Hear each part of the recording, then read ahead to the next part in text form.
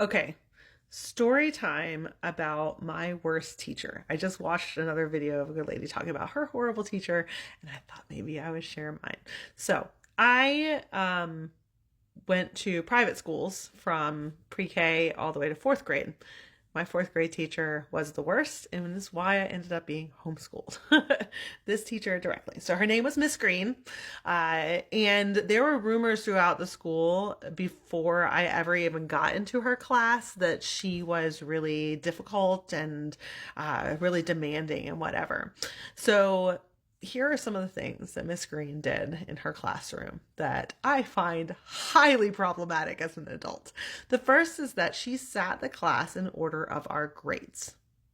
So there were, I think, 20 students in the class. We were in rows of four with five going back. So the last row in the back was by the door, and the front was by the teacher's desk. And what you would do is you come in on Monday morning, and your grades would be listed on the blackboard.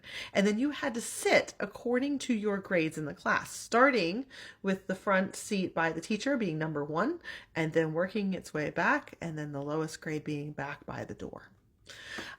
Now, she also made sure that we always had all of our books lined up sitting under our desk with all of our pencils and everything in their cases.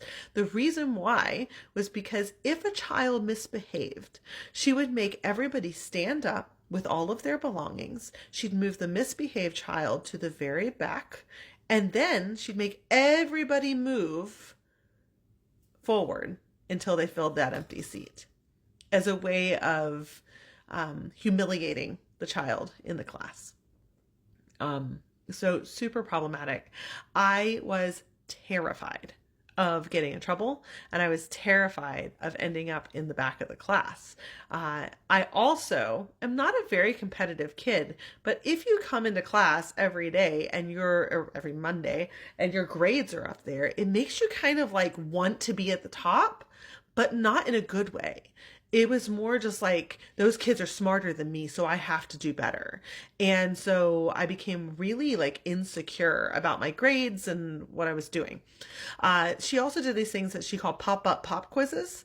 Now you would think that this means that everybody would get a pop quiz. No. If there was a child who was struggling with a concept, she would call them out, make them stand up in the class, and then give them a pop quiz out loud, knowing that this child was struggling.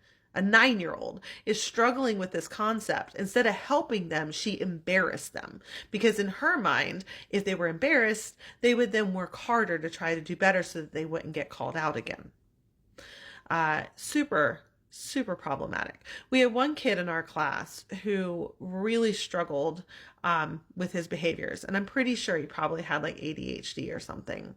And he had been kicked out of his former school. Now, at 9 years old, like he didn't do anything like horrible. He couldn't behave himself. He was always at the back of the class. His name was Josh. And I always felt bad for Josh because I didn't think it was fair that Josh had to sit at the back of the class all the time because he couldn't sit still and he couldn't do, whatever. And it didn't matter what his grades were. His grades could have been great. He was still always going to be back there because he couldn't sit still and he couldn't behave, at least not to her standards. And so that was super problematic. And she called me a liar numerous times. Other kids, like she didn't even have favorites. So it's not even like one of us was being treated better than the other. We weren't being treated any better. Everybody was being treated equally terribly. So then came the incident.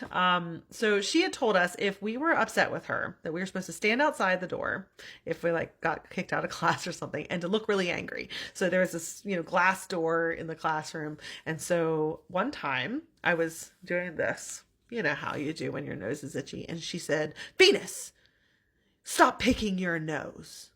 And I was like, I wasn't. I was itching my nose. And she said, "You are lying. Get up in front of this class and apologize for being disgusting." And I said, "No, because I wasn't picking my nose. I was scratching my nose." And she said, "You need to go outside and wash your hands." There was a sink down the hall. I stepped outside that door and then I turned right around. I was not going to go wash my hands. And I glared at her through the glass and I stood there. I think I probably stood there for like 5 minutes before she was like, came out and was like, "What's the matter?" And I said, "I hate you." And she grabbed me and pulled me into the room next door. Now, I knew that there was this grate in between, and the students, when they were pulled in there, the other students would come rushing to it to listen. So I knew they were all listening. And I said, "I hate you, and I hate the whole class."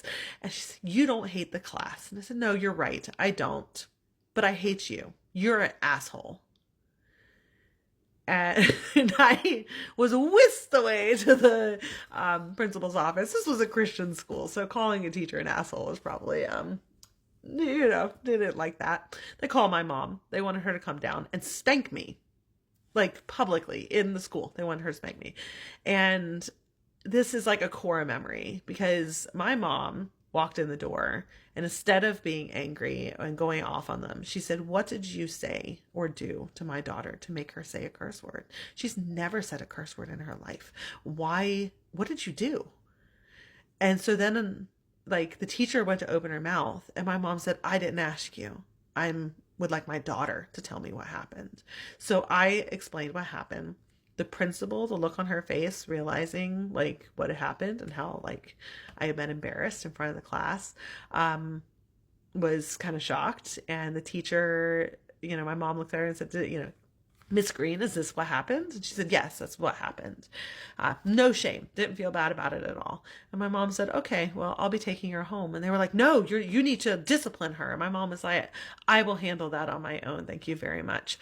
And so we walked out. My mom said, "You shouldn't call adults curse words. You shouldn't call people names. That's very unkind. But good for you for standing up for yourself." So my mom defended me and she listened to me and she believed me, and teacher kind of left me alone after that. I never got in trouble for it, by the way. I did not. My mom was just like, "Don't do that again, please." Finished out the school year, and then ended up being homeschooled after that. That's a whole different story. We'll talk about the downsides or plus sides of that on another day. But yeah, core memory of this horrible teacher. I learned a lot in fourth grade, but it wasn't really because of her. It's because I like to learn. And it's also because that was just the curriculum. There was a lot of stuff that we covered in fourth grade. And but yeah, Miss Green, she's probably dead by now. I'm in my 40s. I'm pretty sure she was in her 40s when she was teaching. But yeah, horrible teacher. I don't know why anybody thought that that was an appropriate way to teach 9-year-olds how to learn, was through competition and public embarrassment, but it didn't work. I am definitely not competitive now, and I'll always remember her as my worst teacher.